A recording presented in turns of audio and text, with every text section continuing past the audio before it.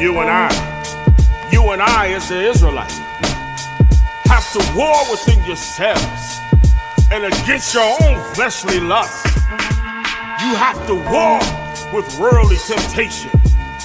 With all the spiritual energy you can muster, war for the kingdom of Yah. We aim and shoot scriptural bullets at demon troops. I'm just spitting truth. Look at yourself if it's staying you. Release yourself from the lies and the doctrine you clinging to. Repenting mean the path that you walk and you see it through. That mean you gotta switch up your people, leaving the crew. That mean you gotta watch what you say and watch what you do. But until you see the truth. Shalom, Israel, shalom. I'd like to start off giving all praise to the Most High Yahweh and His Son Yahweh Shai in Spirit. Thank you for joining us again for another day of study to show thyself approved. And the name of this session, Salaki, that's the name of the session, study, show thyself approved. The name of this lesson is, does this look like now? We want to start off with the book of Baruch, chapter 2, verse 1. The book of Baruch, chapter 2, verse 1. Therefore, the Most High hath made good his word. He made good what? His word. His word. The Most High, therefore, the Most High have made good his word. Let's see what his word is. Go to the book of Deuteronomy, chapter 28, verse 15, so we can see what his word is.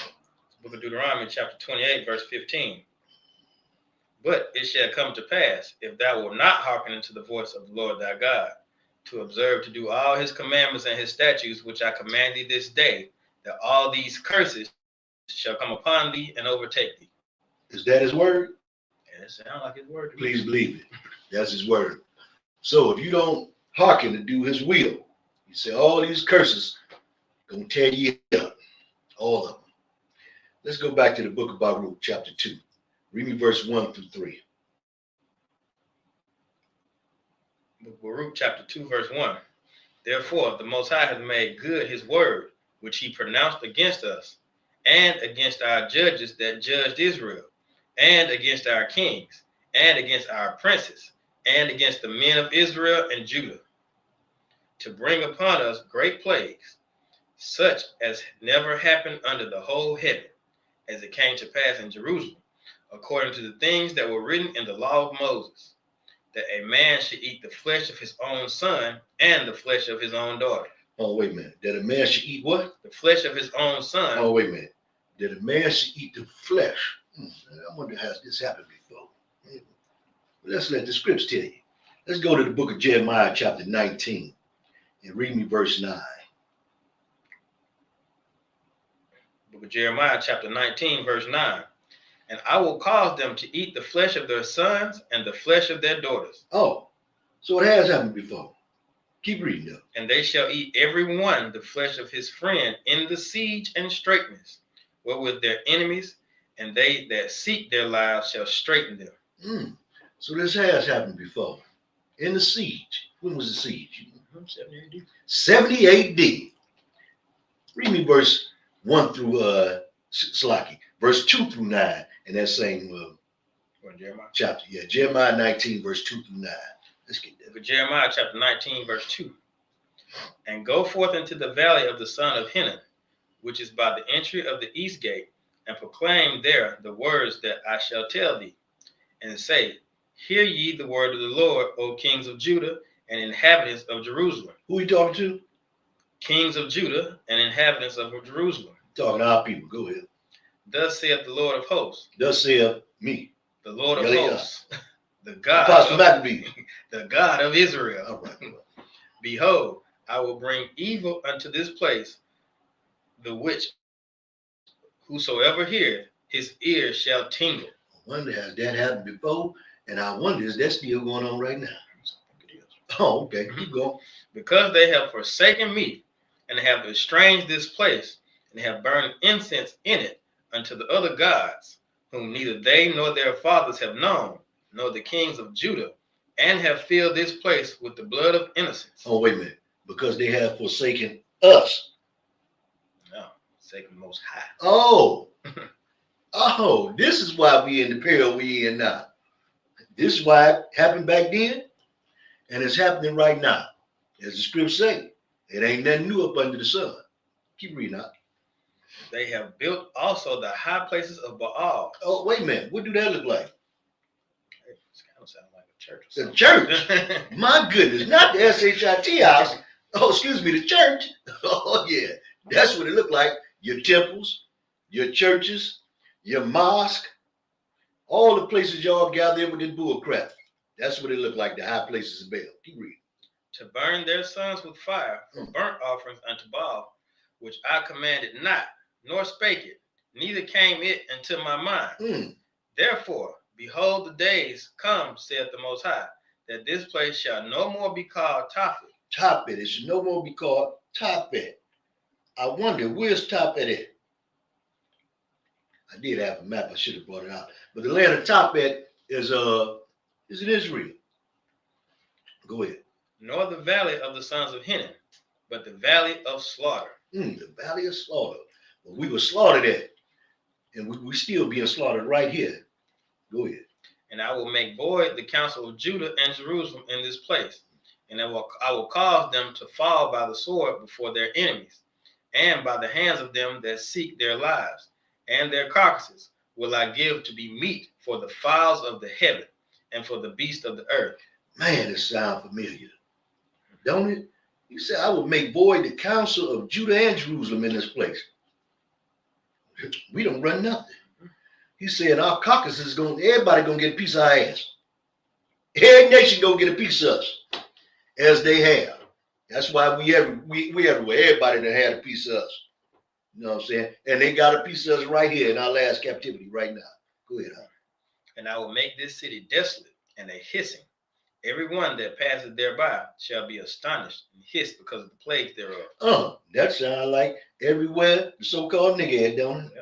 Yeah. Everybody look at you, they hissing. You know what I'm saying? Everybody, they're astonished when they see you. Let me get the hell up out of their way. I tell you, what's the old saying? If we walking up the street, there's an old lady on the other side, walking up the street towards us with a purse in her hand. She clutch on that purse real tight. But let some Edomites walk by and see how she gonna be there. Oh, she's gonna be as happy and comfortable. Hey, how you doing? Ain't that something? Boy, you can't make this stuff up. Keep reading. And I will cause them to eat the flesh of their sons and the flesh of their daughters, and they shall eat every one the flesh of his friend in the siege and straitness, wherewith their enemies, and they that seek their lives shall straighten them. So it's gonna be times, it's gonna look horrible around here. You understand what I'm saying? We want to get a glimpse of what it looked like of us eating the flesh of our children. Because we ain't just talking about literally, we talking about you ain't giving a damn about them. You understand what I'm saying? We didn't put our children out to the streets. Wow. The crack era was one. But let's get a video on this. Give me that video out. Numbers of poor people, and specifically blacks, going to jail and to prison, and they will not have a chance. In the early 1980s, the nation's slogan was clear: just say no. Crack now has spread to almost every American city. But what if I told you that there was more to the crack era than what the white mainstream news media let on? And that it went beyond Black and Latinx folks who simply needed to kick a drug habit. Today's baggage: how the war on drugs ravaged Black America. Once upon a time, in a not so far away and familiar place, the United States entered what became known as the crack era. During the early 1980s, a new drug somehow infiltrated low-income Black and brown communities, causing crime and chaos. It was called crack cocaine. The problem is crack cocaine. Crack cocaine may deny these Black children a decent future. Well, it turns out that your uncle, who always talks about the man, was right. Well, sort of. While crack did absolutely ravage some Black and brown communities, it wasn't that simple. The United States government and agents of the state were corrupt, and had a hand in creating this dark time in America's history. Misinformation about crack cocaine and its users flooded airwaves and proved to be just as dangerous as the substance itself. Decades after the crack era has come and gone, its impact lives on. But before we fall any deeper into this rabbit hole, let's take it back to the beginning of this war on drugs, which is often dubbed America's longest war in history. Please search warrant! The federal government first banned the recreational use of a substance, opium, in the early 1900s. Then came the Prohibition era, which focused on alcohol. Shortly after, the feds began to track and vilify people who struggled with addiction, especially if they were Black. Fast forward to 1971, when Richard Nixon declared war. America's public enemy number one is drug abuse. 2 presidents later, Ronald Reagan not only carried on, but weaponized this anti-drug stance. Drugs are menacing our society. Though Reagan was the first president who promised to Make America great again.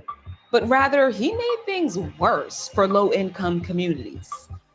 In fact, at the time, the poverty rate grew faster in the first 3 years of Reagan's presidency than in any other time since the 1950s. Meanwhile, in another part of the world, the United States was funding an illegal war in Nicaragua, and drug smugglers were sending cocaine to the US on US planes. Somehow, the United States officials had no clue.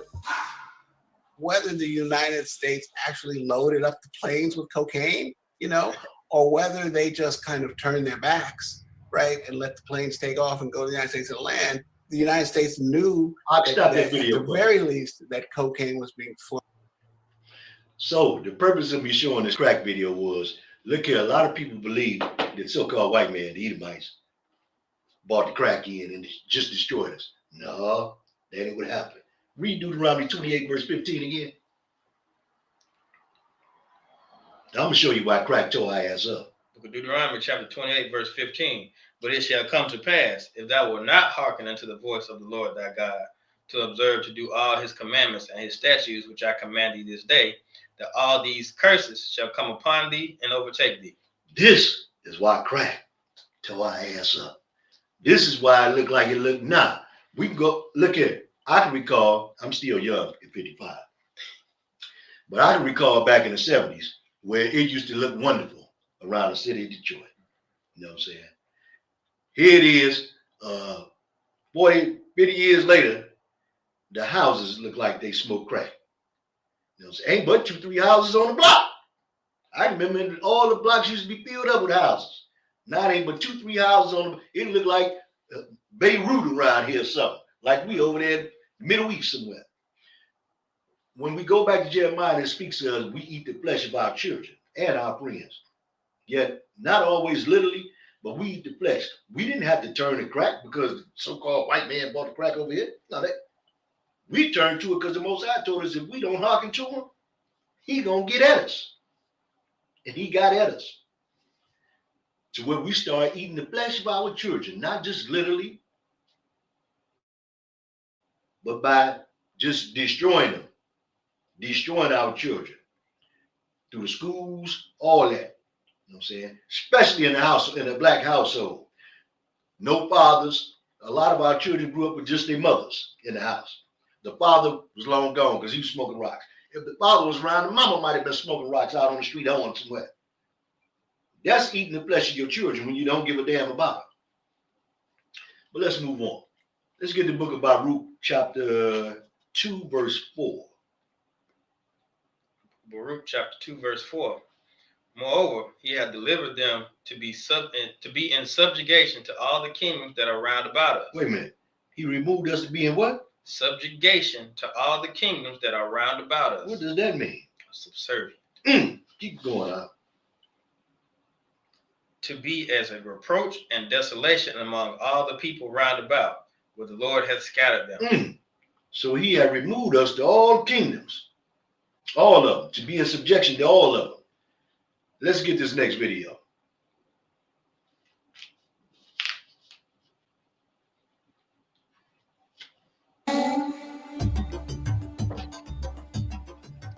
The Arab slave trade started around the year 650 and ended in the 1990s, while the European slave trade started in the 1450s and ended in the 1860s.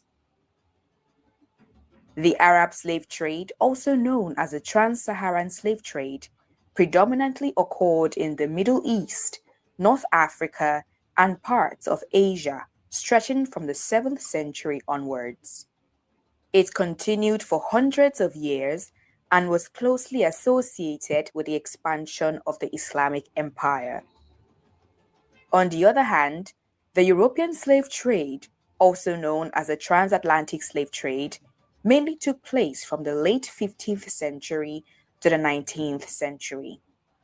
It involved the transportation of millions of African people to European colonies in the Americas, primarily in the Caribbean, North America, and South America. Slavery as a practice is an undeniable part of human history, a common experience for all people beyond the boundaries of regions. From little towns carting away humans as spoils from neighboring battles, to countries warring and enslaving the lands and people of the other side, to more strategic raiding of locations, history is tainted with stories of various versions of this dehumanizing practice. However, Arab and European slavery were two distinct historical phenomena that occurred in different regions and at different times, and they had some key differences. It is important to note that both systems involved the enslavement of individuals, but they had distinct characteristics and evolved in different contexts. This episode looks at some of the significant differences between the Arab and European slave trades.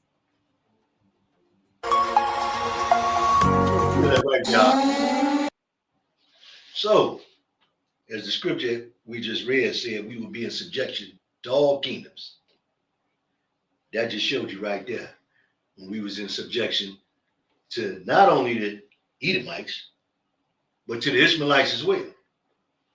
And I would let you know that you still in subjugation right now. Because if you think the Arab and the European slave trade is over, let's see what the scriptures say. Let's go to the book of Deuteronomy chapter 28, verse 43. Book of Deuteronomy chapter 28, verse 43. The stranger that is within thee shall get up above thee very high, and thou shalt come down very low. I can remember, once again, I have to show my age, which is I'm a young man. I can remember back in the 70s, we owned damn near everything in the neighborhood. I know that's a little before your time. Couple days. Yeah. We owned damn near everything in the neighborhood, all the stores, gas station, all that. Then when we start smelling ourselves a little bit, you know what I'm saying, turning away from the Most High, of course, he said, I got something else for you. So now they went up on the taxes, went up on the goods, bought crack in, mixed the heroin up a little bit for us, tore our ass up. Now the Arabs came in. Now they start buying up all the gas stations, the liquor stores, and all that. Now we ain't through with the Edomite yet. He always owned everything, especially Amalek, the so-called Jew, Jewish, Slaki, which he ain't damn one. He owned all the banks and stuff. So you couldn't lend nothing to him. You know, these strangers. These was the strangers who came in. The Arabs. Then you had in the Arabs, you still in subjection right now to them. They still on their goddamn thing. You go buy your food from them devils. They won't eat pork, but they'll sell it to you. You know what I'm saying? They won't eat that abominable stuff, but they'll sell it to you. You got the Moabites, so-called Chinese, Ammonites, Japanese, Asians. They own all the nail shops, hair shops. Our women spend more money on hair and nails than anybody. And we don't own none of that stuff. Make it make sense. $1 billion empire right in our neighborhood. We don't own none of it. The strangers within thee, they above you. Read that next verse. He shall lend to thee, and thou shalt not lend to him. He shall be the head, and thou shalt be the tail. How is it possible? We was over here before them. We've been over here before everybody, but just saying. We was over here doing, we started back doing a little something. So like I say, own a lot of stuff. Then they brought the Arabs in and the Asians. Now they own everything. But you got to go to them for what you want. And make that make sense. They become our slave masters again.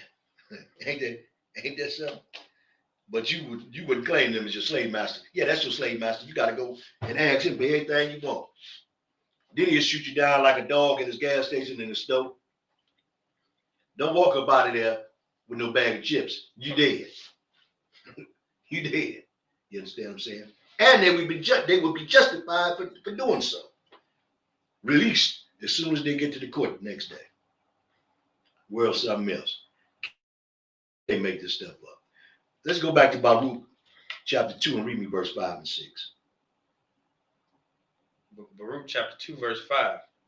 Thus we were cast down and not exalted, because we have sinned against the Lord our God, and have not been obedient unto his voice. Not been what? Obedient unto his voice.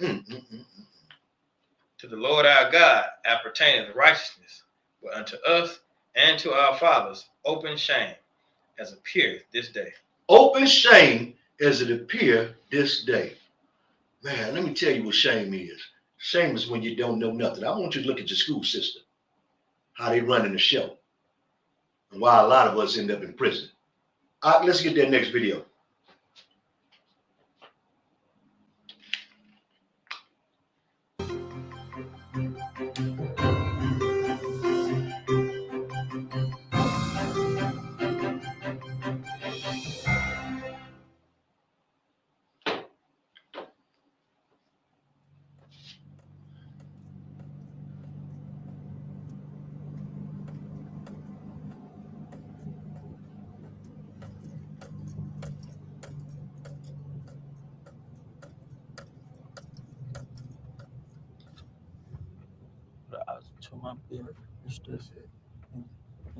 This is my hood.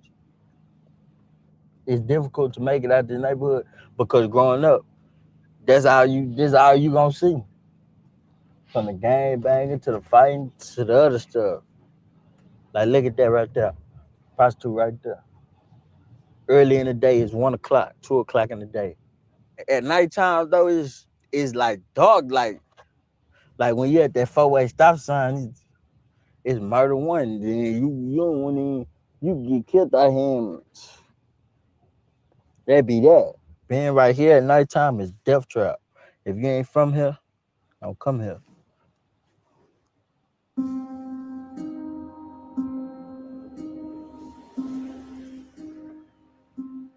When I was like in elementary school, it was kind of good until like I got to the 5th grade, and then my dad was in and out of jail. Just like I get caught up and then get out and come back and then get caught up. Growing up with my mom, it was good, minus the struggles.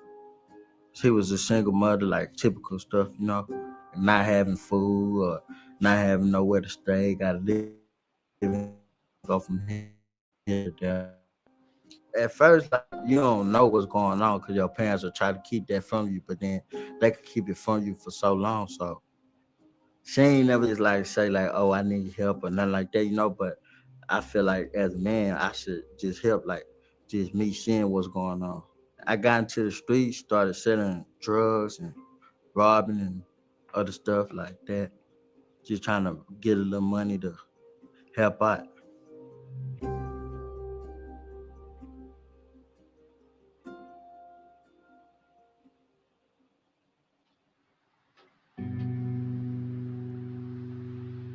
The school to prison pipeline is really about the way our society treats young people who come from disadvantaged homes, who aren't always able to stay on the straight and narrow path, but instead of helping push them back up, we pull them down.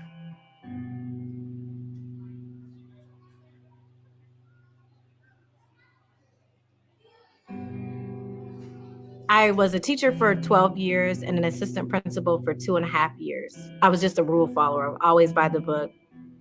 my first encounter with the school to prison pipeline was our first arrest on campus.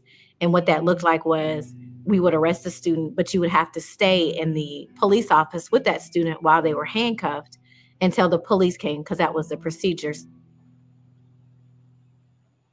I was just issuing out consequences, and I tried to be the difference, but it was so hard because I didn't not necessarily have the support, but we had to follow the rules.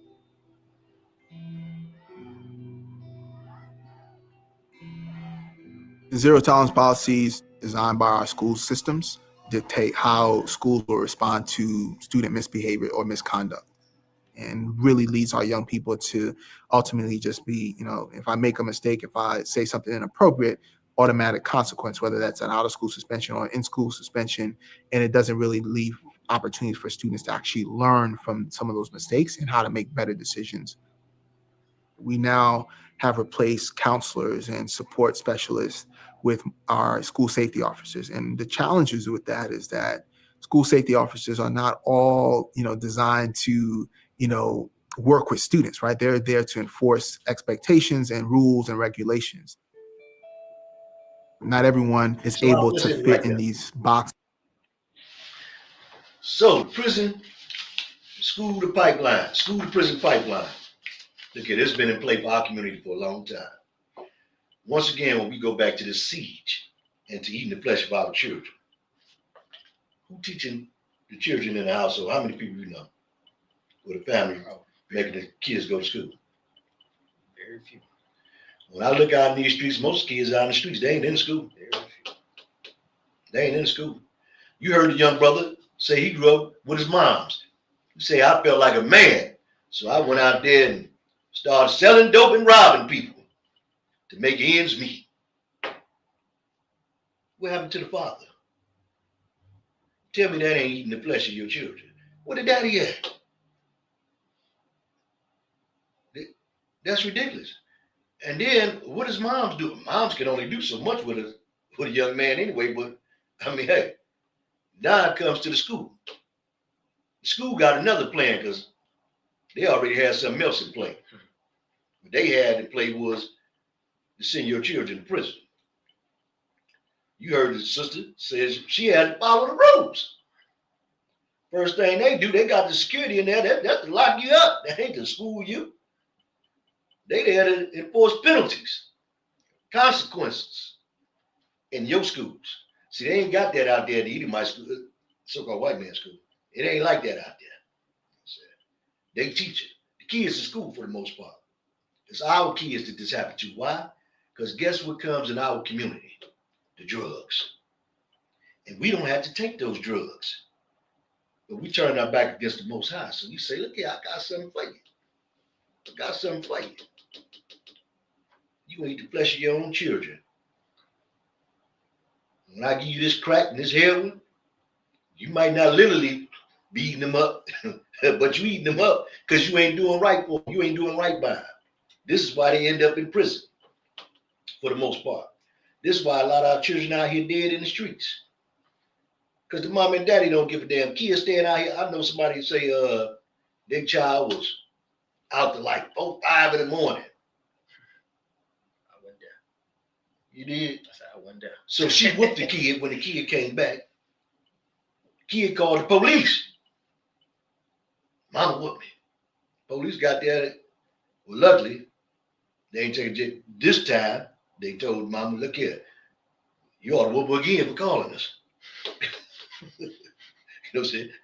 Normally that don't happen. She got away with that one. Because normally they will lock you up behind that. Because the way they set these laws up now, where you can't whoop your. I remember way back in the day, Gary, what was the little short brother played? You probably don't remember. Gary, something he was short, and him and his brother Todd Bridges, I don't think that was his name. They had a little show on. But the little brother, he called the police on his mama and them and sued him back in the day. That was the first I ever heard of that. And kids been doing that stuff ever since then. You know what I'm saying? You sue your mama and you call the police on your mom and daddy. Back when I was coming up, that was unheard of. Police, they'd have got there, like I say, they'd have been like whooping again. But that ain't how we living today. Mama and daddy, they eating their kids up. They eating them up because they ain't doing for them. No, they ain't doing for them. That's why I titled this study. Does this look like now? Because what happened back then when they was eating kids up, they doing it today. Now, like I say, they might not literally be eating them up. You might have some that are. But you eat your kids up by throwing them out there to the streets. Because the streets is the wolves. They gonna eat them up. Believe me. Let the streets get a hold of your kids. They're gonna either be dead or in that prison. That's why I showed you the video of the school to prison pipeline. Because this is what goes on. And it's been going on with us.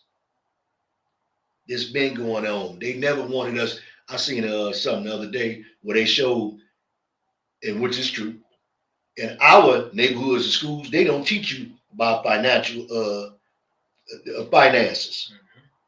You see? They don't teach you economics. Yeah, we had economics in high school, but they wouldn't teach you nothing out of that. That was just a class to pass and get on.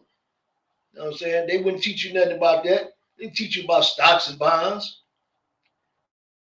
They teach you about saving your money, bank accounts, things of that nature. That's not what they teach us. They don't want you to know that. We still in a siege right now. You think you done got away. We ain't in slavery no more. Yes, you is. You still in slavery right now. We just read the scriptures and showed you where the Arabs and the Edomites is still over you right now. And all other nations, they still getting a piece of your ass right now. And our leaders don't give a damn because they selling you straight to them. Our leaders, let's see if this happened before and happened now. Let me see how our leaders act. Give me the book of Zechariah, chapter 11. Read me verse 4 and verse 5.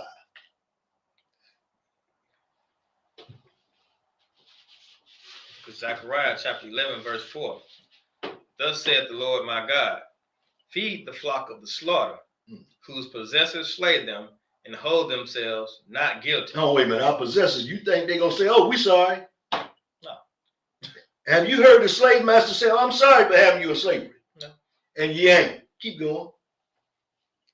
And they that sell them say, blessed be the Lord, for I am rich.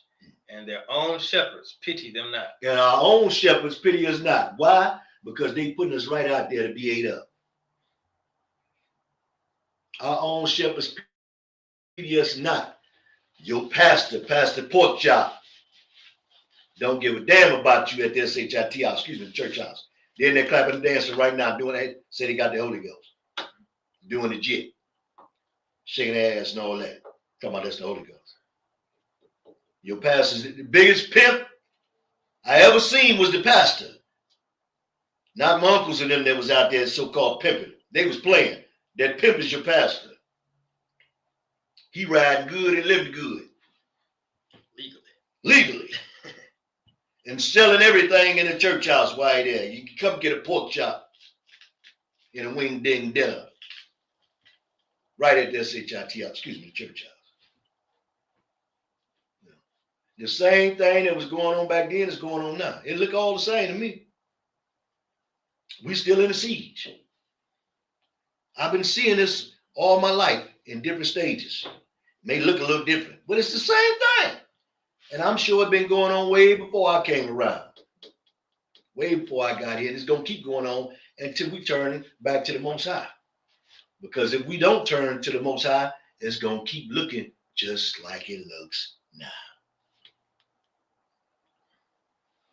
And with that being said, that concludes our lesson for today. Shalom, fam. We out. You and I as the Israelites, have to war within yourselves and against your own fleshly lusts. You have to war with worldly temptation, with all the spiritual energy you can muster. War for the kingdom of Yah. We aim and shoot scriptural bullets at demon troops. I'm just spitting truth. Look at yourself if it's staying you. Release yourself from the lies and the doctrine you clinging to. Repenting mean the path that you walk and you see it through. That mean you gotta switch up your people leaving the crew. That mean you gotta watch what you say and watch what you do. But until you see the truth.